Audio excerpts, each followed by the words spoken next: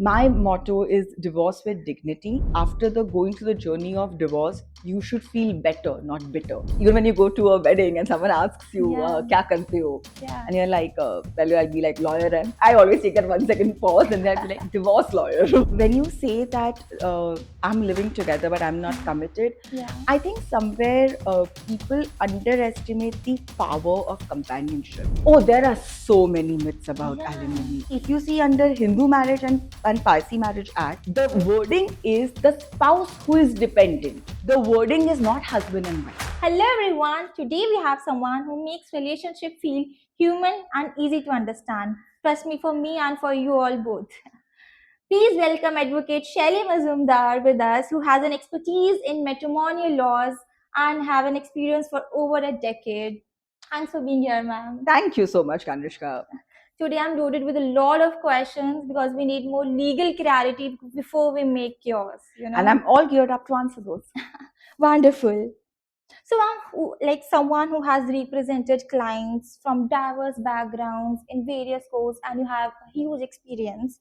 So, how do you tailor your legal strategy to suit each unique situation? Because I feel being a lawyer, you also play an important role with the psychology, right? I think Anushka bang on that.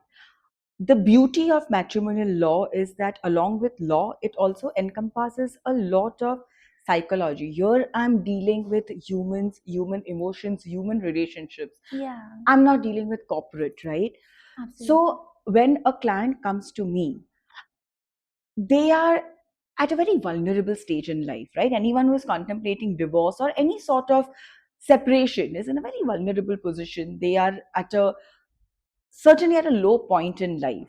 Yeah. So my first this is when somebody comes to me for a consultation or for any sort of advice, the idea is that when they leave from my office, they should feel slightly more comforted, slightly more reassured. Yeah. Uh, for that, of course, you need to go slightly beyond your role as a lawyer. Job role, Job as a lawyer, because you also need to kind of lend them a patient ear, because sometimes even talking about your problem to someone can make you feel slightly lighter, slightly better. Yeah. So yes, of course, my first job is to listen to you and make you feel heard when you come to me. Absolutely. After that, everyone requires a different solution. A married woman of 25 has different requirements from a marriage as well as from a divorce, from a man who is 50 years old. Yeah. A couple with child, I have to handle very, very differently when I'm handling their divorce matter compared to say a couple who is 70 years old and has kind of been passed through all those stages.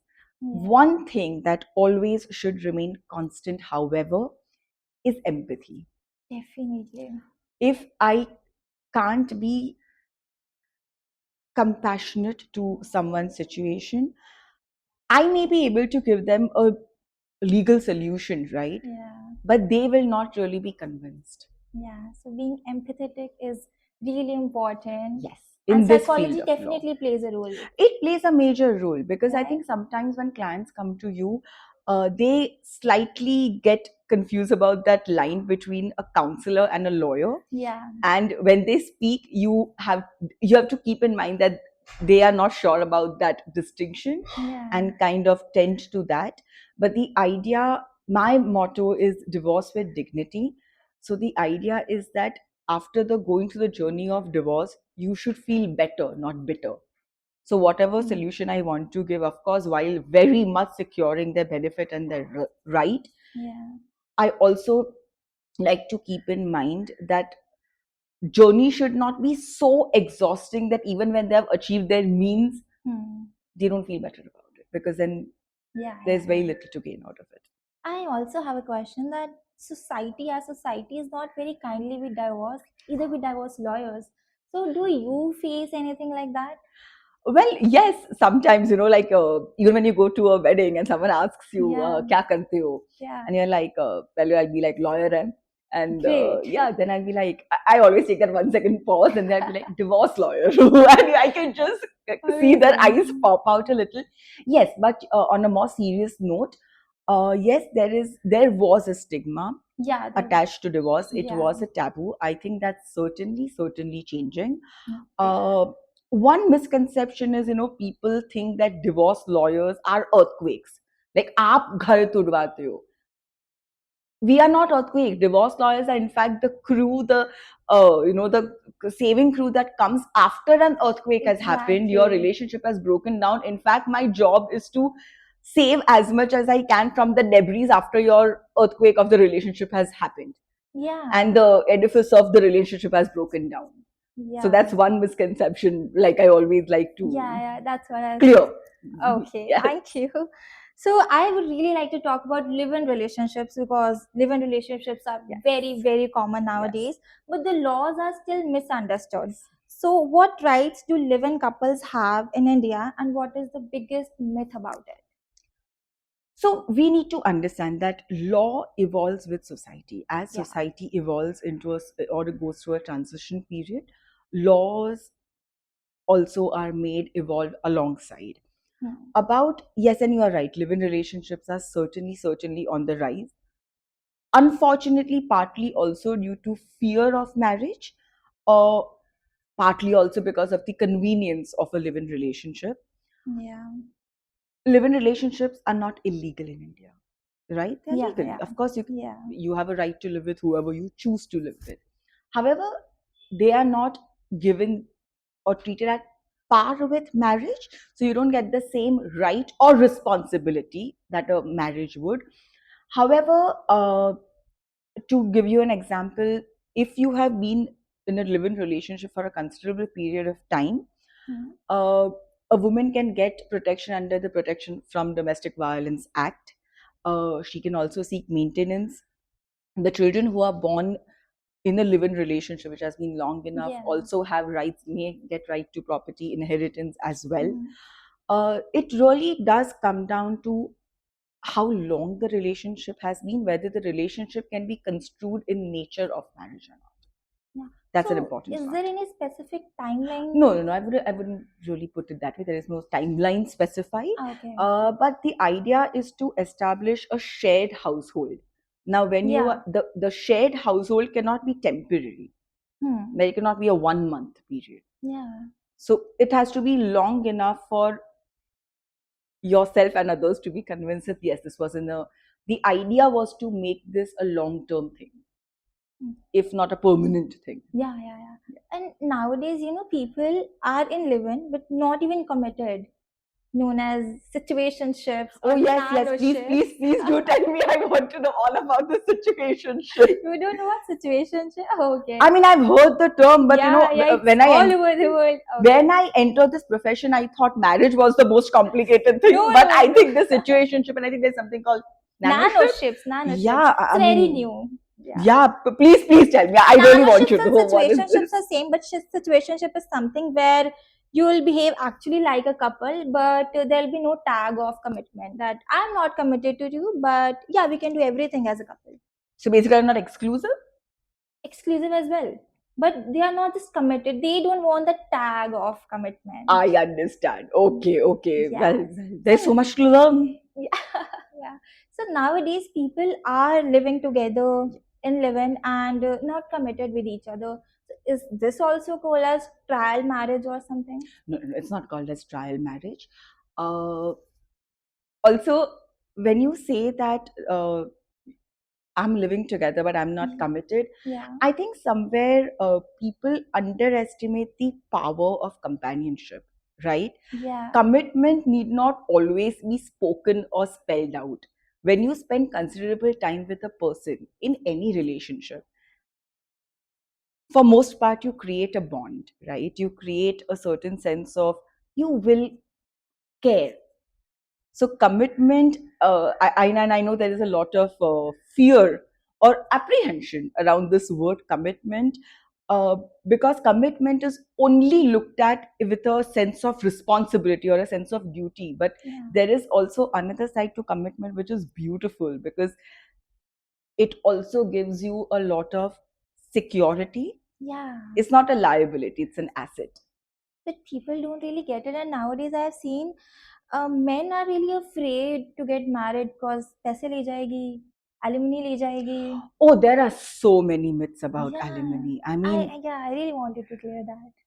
I mean, so I think to understand this alimony, right? Let us first understand what is alimony.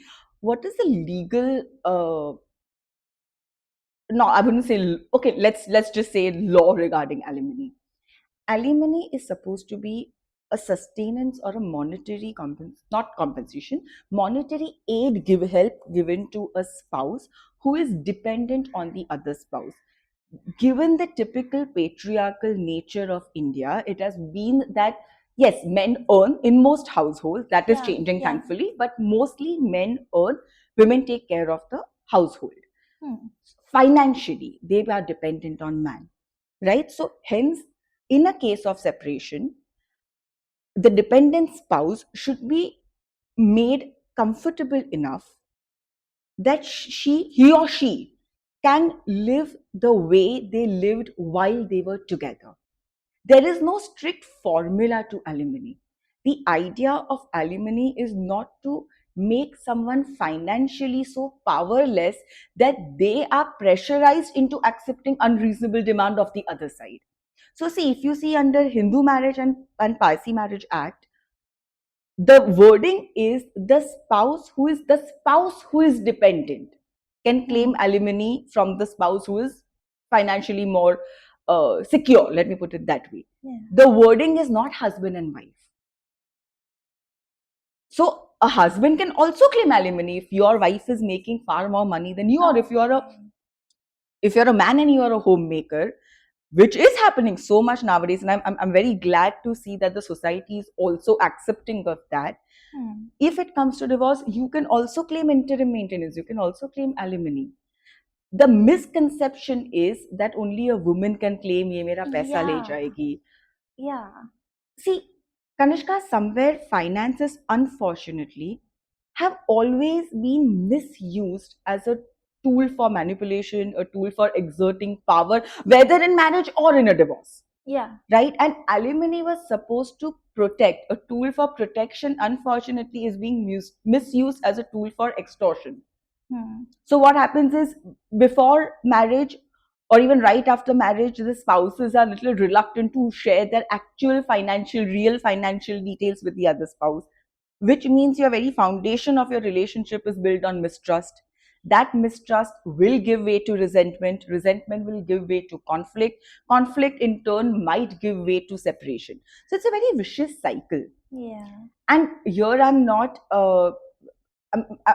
it's a question I really want to ask the society, that if the idea is, as it is in Hindu Marriage Act and Parsi Marriage Act, that the spouse who is dependent or financially making less, has less financial resources, can claim alimony from spouse who has more financial resources. And if we are saying that typically only women claim alimony, why?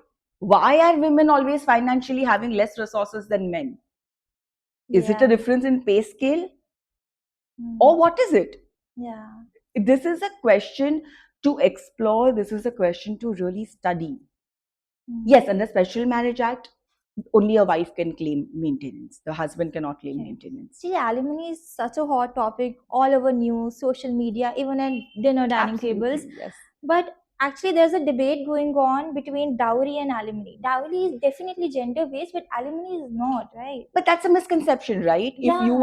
If you got married under the Hindu Marriage Act, and if you are a man who is making less money than your wife, feel free to go and claim alimony. Yeah, people are not aware. Which man? Of How it. many men are very okay with, even if they were earning less, to really go to court and admit that they're earning less? There is a stigma attached to that. Male ego, yeah. Yeah, and the idea is, as I repeat, alimony was a tool to protect. It is certainly being misused because you exaggerate the other person's income and you underplay your capacity to earn. But please also understand, courts don't blindly award alimony. When anyone applies for alimony or maintenance, court looks at financial records of both the sides, the capacity to earn of both the sides, what are the liabilities of both the sides, what are the responsibilities of both the spouses, and then comes to a decision. There is no formula to this, there is no black and white. Yeah, that's why I think her case में अलग scenario है. हर case में Yeah. अलग scenario है. So the Okay. Misconception is कि भाई women अगर court में जाएगी तो उसको मेंटेनेंस मिल ही जाएगा, उसको बहुत सारा पैसा मिल ही जाएगा. ऐसा नहीं होता है. And vice versa, and vice versa. It really depends from case to case. Yeah, wow, I get it. Because this is a huge misconception. People are debating over it all over social media between dowry and alimony. लड़कों को alimony मिलनी चाहिए, लड़कियों को क्यों मिलती है? But they are not aware of the rules. They are not right? aware of it. I think the cause of confusion usually is always lack of information, right? Yes, absolutely. Treat the lack of information by gaining information, not by only reading the headlines in newspaper or media. Yeah. Right? Reels देखते वक्त at least पूरी reel तो देखो. Reel में भी क्या पहले 10 second देखते हो. बिल्कुल. And scroll. And scroll. Nobody wants to really read even a full article. And just with the headlines, you are getting snippet. Yeah. Go through judgments, read the law, read what the analysis of the law is if you are really so concerned about alimony. Yeah. And how has Supreme Court's recent emphasis on financial transparency changed alimony proceedings and outcomes for your clients? I think it has been wonderful because the key word here is transparency, Yes. right? As I stated earlier, the idea of alimony is to financially protect the spouse who is weaker in terms of finances and is dependent on the other spouse. So, as I said, just to cite an example, a woman may exaggerate her husband's income and underplay her capacity to earn or her income, right? But now, when you are mandated to produce an affidavit of your assets and liabilities, which means that you have to produce your financial records like income tax, bank statements, it's easier for the court to decipher your how much is really a person's income, also how much is really a person's need based on your expenditure pattern. अगर आप बोल रहे हो that for example मेरे महीने का खर्चा X amount है, what proof do you have for that? So this has really streamlined the whole thing. There are a lot of confusion. There was a lot of way to really work around pehle when you didn't have to really produce an affidavit because I may conceal my income. I may conceal my actual education. See, alimony is decided based on a lot of factors. First is, of course, the income of the other spouse, but it also looks into the one who is the claimant's needs, genuine needs, not exaggerated needs, genuine needs, his or her capacity to earn. If is the capacity to earn compromised in certain way?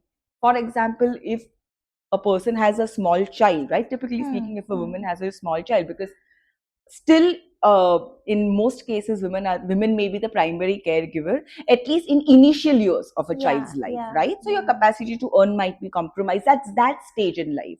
So court takes all of that into account, and when financial records are on table, it certainly helps. Do you think women also conceal their income just to take alimony? I think it's a human tendency to want more. Yeah. I don't want to give gender names to it, right? Yes, I know that mostly it's women who get alimony. Yes, there is concealment. There is a lot of manipulation around it, unfortunately. And I really, really think that needs to end because please respect it was a tool to protect. Don't abuse and misuse it to such an extent that everyone loses faith in the tool itself. Yes, right, absolutely. And nowadays, like moving on, cheating definitely hurt emotionally. But what about legally? In 2025, is infidelity still considered a legal offense in India? No, infidelity is decriminalized. It is not it's not a crime anymore. However, infidelity in a marriage is still a ground for divorce. If one spouse has been having an extramarital affair, then the other spouse has the right to file for divorce against that person based on the ground of infidelity. And in that case, will they get alimony? If I'm a woman, say for, and Hmm. I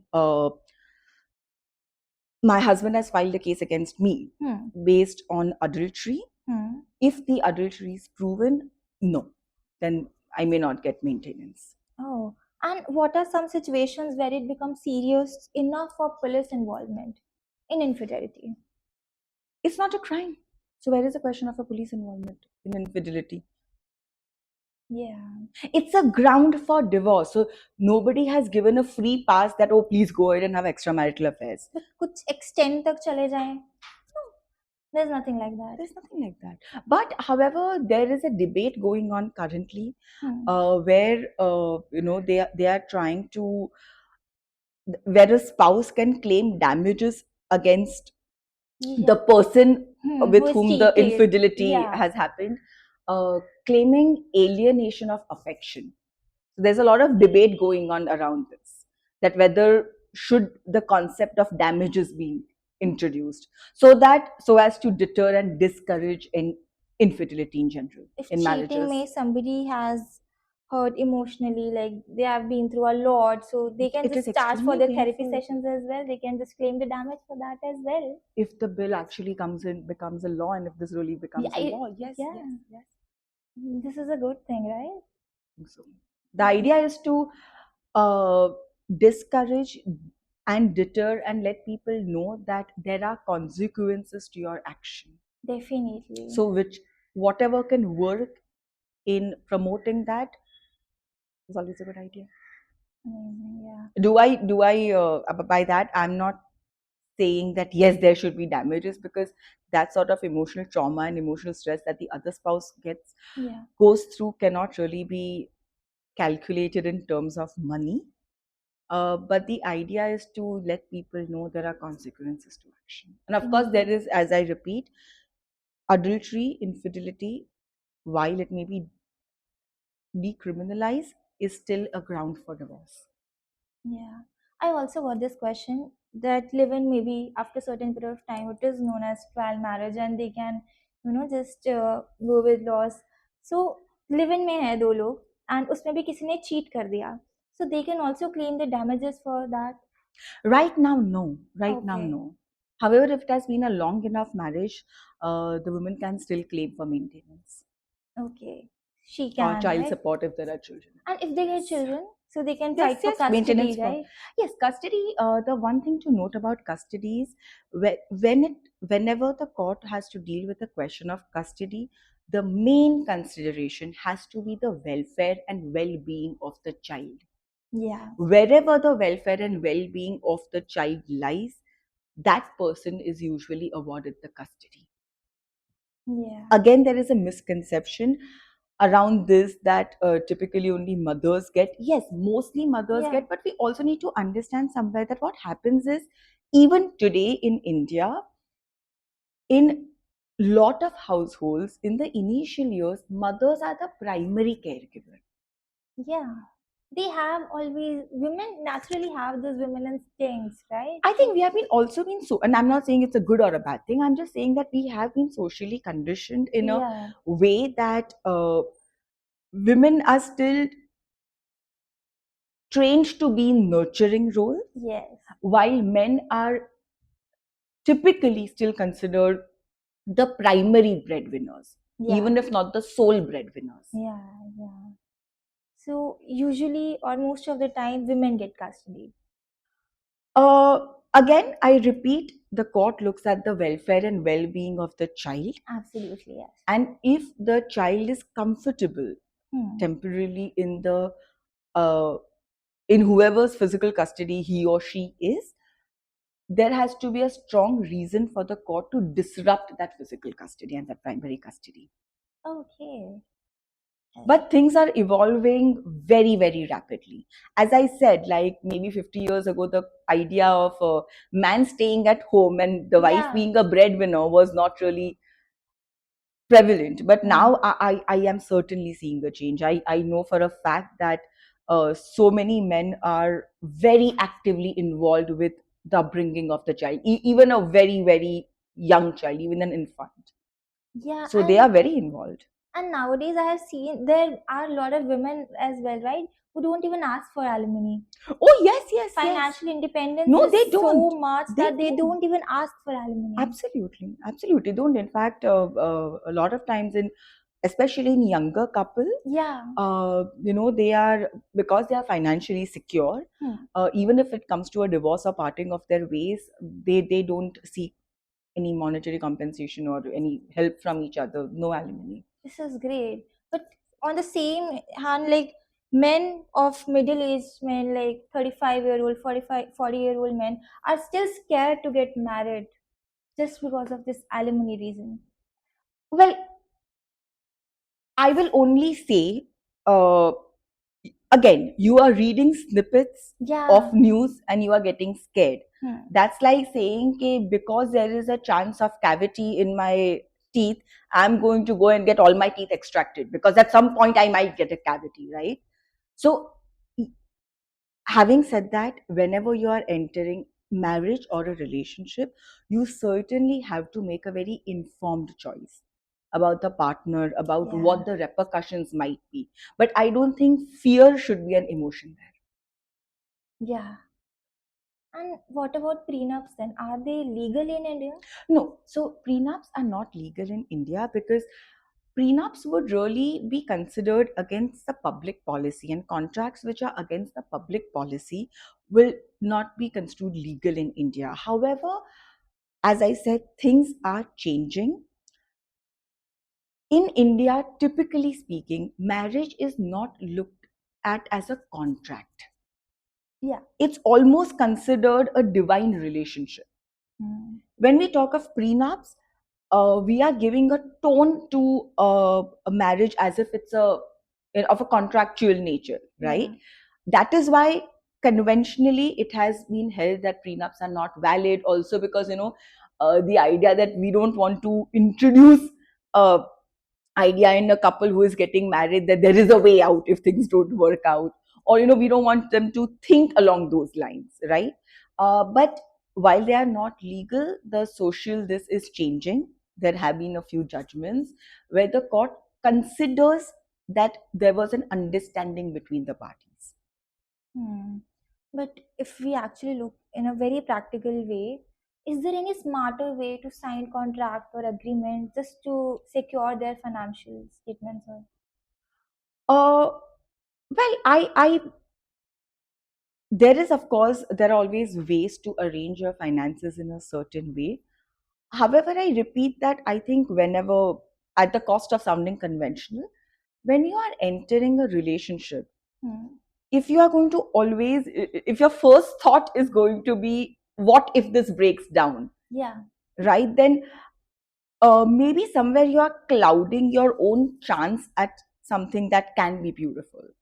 Hmm. One must always be cautious, uh, one must always be alert, but not anxious, Yeah. right? You just have to be prudent about finances in general Yeah. and have full disclosure. Talk to your partner, your to be partner. What are your. I see so many marriages break down because couples, in a couple, spouses are not on the same line about their financial ideas. Yeah. Discuss that before marriage. This is an important part. But this is a fact कि पहले लोग अपने finances discuss नहीं करेंगे and when it's time to separate alimonies के बारी आएगी divorce के टाइम पे now they want to discuss everything I and there think, is no financial transparency between but them. Kanishka, absolutely, and why this is not just relating just to finances. I think a lot of times what happens is when you are younger, you are looking forward to a wedding, Yeah. not a marriage, right? Wedding is of 3 4 days or whatever, however long or short you want to Yeah. make it. Real marriage starts thereafter. So Yeah. I think we spend our young years dreaming about the wedding, not about the marriage. Yeah. When you are meeting a person with an idea of a long term relationship, marriage or live in, or any sort of commitment or even situationship, Yes. as nanoship, situationship, whatever ship you all want to sail on, doesn't matter. The idea is to discuss and to kind of be on the same page regarding certain aspects of life, Yeah. Yeah. right? It could be finances, it could be parenting choices, if with, Absolutely. or even starting with the question of, do both the spouses want a child? Absolutely. I see so many cases, where the marriage breaks down because one partner really, really wants a child and another partner does Don't want. not. Yeah. So you are not really aligned on something quite fundamental. Hmm. I'm not saying you have to be on the same, the opinions have to be the same. The idea is to be aligned. If your spouse's opinion is different from what your opinion is, the question to ask yourself is, am I comfortable with that? And the answer might be yes. The problem is we don't ask ourselves the question. The problem is never the Yeah. answer. Yeah. Initially, we don't discuss, and बाद में we only face We consequences. only face consequences, That's right? right. Discuss That's karo. right. Don't discuss kaun se movie ke liye jana hai, although that is also quite important. But the It idea is. is, think, like, discuss all these things. Yeah. Your courtship period should be about that. I'm not Absolutely. saying make it a question answer question. No, but yeah, discussions should be The there. point is, spend enough time with each other Hmm. to kind of get a sense of these things automatically. Absolutely. Yeah. What do you think? But in your personal opinion, are prenups a good choice? Because I really think so. um okay, let me rephrase your question as, is India ready for prenups? Absolutely.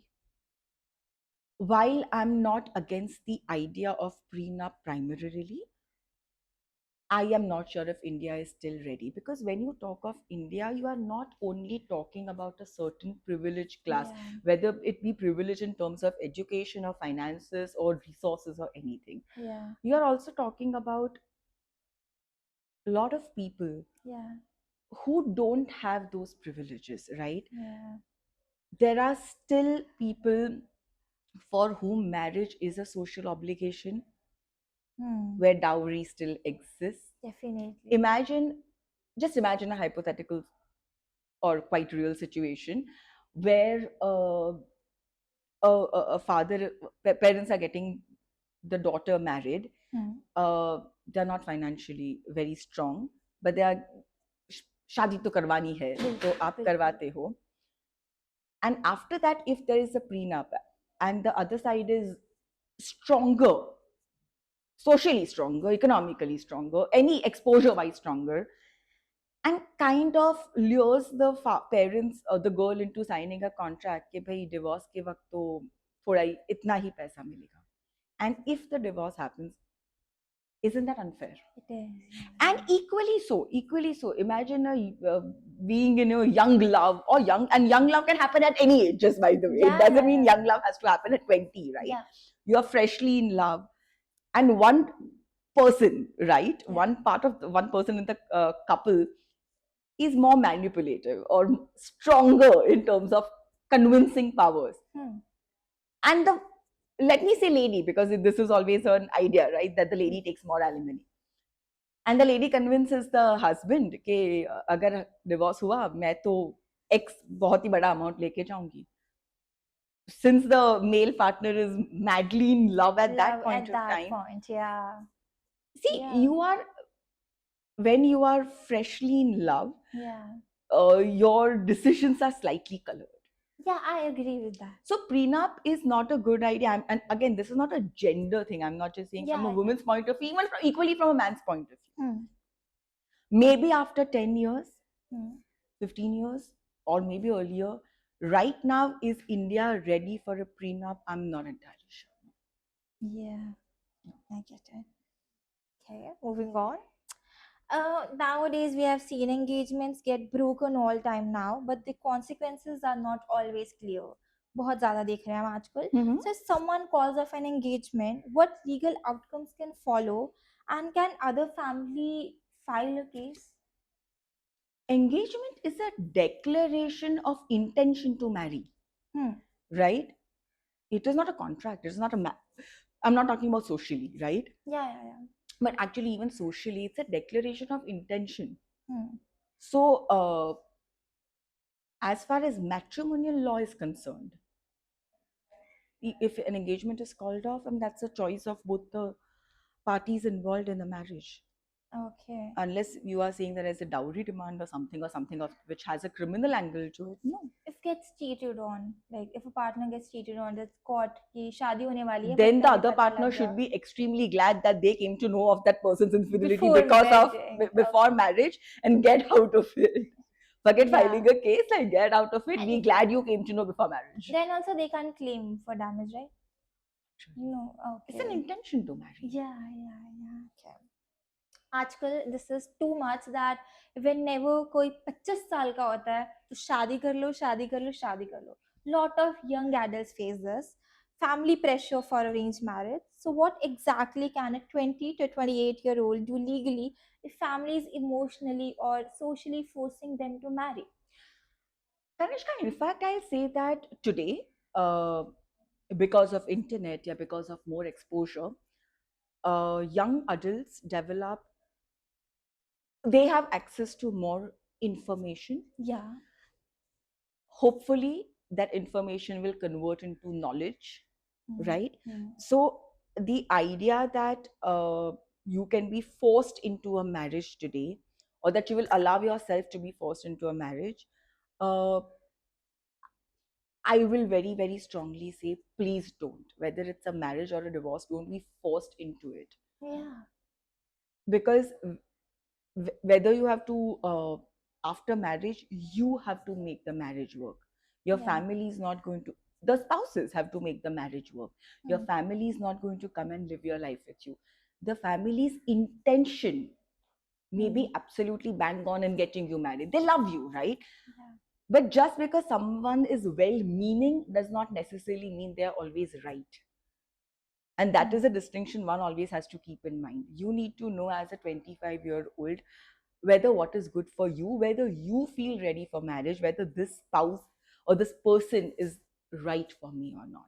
And there is no 100% answer, right? It Absolutely. doesn't come with a guarantee. Yeah. As far as arranged marriages go, whether arranged marriage, love marriage, any marriage, I always recommend spending enough time getting to know each other. Again, that is not a guarantee, but you are cutting down the probability of conflict arising because you don't know the other person. Yeah. You're cutting down the probability of that. And as far as, I think my dad always says this, that on the topic of love, marriage versus arranged marriage, it is not love before marriage that counts, but after marriage that really, really counts. So Wow, whether that's love marriage, beautiful. arranged marriage, the idea is be in love after marriage. This is With each beautiful. other. Absolutely, Yeah, with absolutely. each other. Nowadays, people are not that aware of Yeah, it. I'm just like making it clear. Right. But अगर कोई emotionally or socially, if they are manipulating or forcing them to marry, so is there any legal action they can take? How can you be forced into a marriage, right? You can't. You always have a choice of walking out of it. I understand there are social implications of that, Or manipulation? or manipulation, but Yeah. you cannot be forced into something this major. Yeah. Yes, if you say no, there will be social consequences or consequences from your family. But Kanishka, every decision, every action has a consequence. People get forced because they don't want to face the consequence of Consequences. saying no. Yes. Don't tell me they don't have a choice. Say that they are not willing to face the consequence of it. Very well said. Yeah. Absolutely. Not in any way negating the very real existence of family, social, or even at times economic pressure. But as I say, there is always a choice. So when should a couple contemplate for a divorce? Wow. Okay, let me answer this in a little poetic way. I would love that. Okay, it's a marriage, not a race. It's a marriage, not a race. Stay in it for love, not to save face. If conflict is rising at a frightening pace, and of love there remains no trace, then it's time to reconsider your relationship, be it Very marriage or any other type of relationship. amazing, amazing. So, my last question to you is what advices do you have for couples contemplating separation or divorce for smoother functioning or smoother process? Okay, I personally always advise divorce by mutual consent over a contested litigation or fighting in court. Yes. Divorce is emotionally traumatic, okay? There is no way out of it. Yeah. However, mutual consent offers you an option of getting out of a conflict Hmm. with dignity and even amicably, right? Because you're not airing your grievances publicly. You're not constantly repeating what went wrong in the marriage. Yeah. Of course, if fundamental rights are at stake or if Hmm. you are majorly wronged, Hmm. there is always litigation. If push Hmm. comes to shove, of course, there is litigation and one has to fight tooth and nail.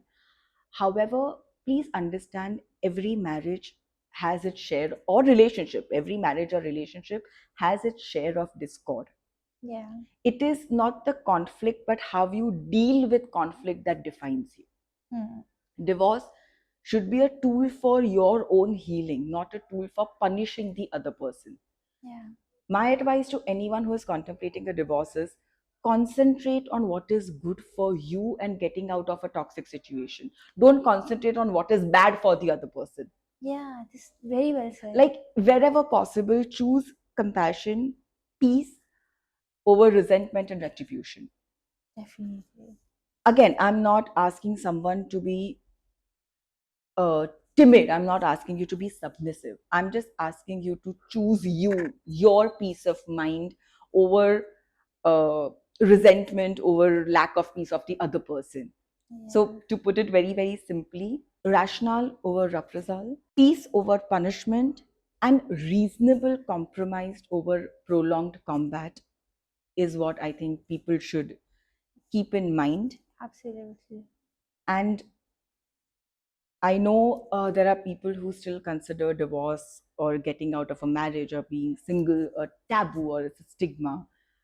Just remember that better single than bitter married. Absolutely. Conflict is to be resolved, not to be carried. Very well said, ma'am. Very well said. Thank you so much for being with us, ma'am. Thank you so much for Kanishka for having me over. Thank you.